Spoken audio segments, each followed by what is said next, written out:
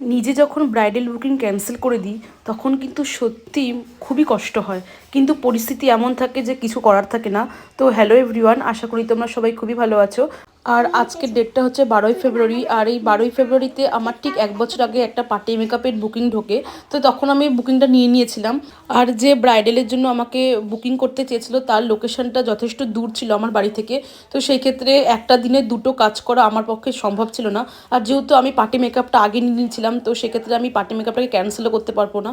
তো তার জন্য আমাকে ব্রাইডালটাকে ক্যান্সেল করতে হয়েছিল। কষ্ট লাগলেও কিছু করার থাকে না, কারণ দায়িত্বটা অনেকটা বড়। একটা ব্রাইডকে ঠিক টাইমে রেডি করা, তাকে ঠিক টাইমে ছাড়া আমাদের সবথেকে বড় দায়িত্ব ওটা। তো সেক্ষেত্রে আমি নিতে পারিনি। যাই হোক, তো পরপর 3টে পার্টি মেকআপ আমি করেছি। টাইমের অভাবে আমি সব কিছু ভিডিও নিতে পারিনি। তো যেইটুকুনি নিতে পেরেছি তোমরা সেটা দেখে জানিও যে তোমাদের কেমন লাগছে। তো আপাতত তত দেখা হচ্ছে নেক্সট ভিডিওতে।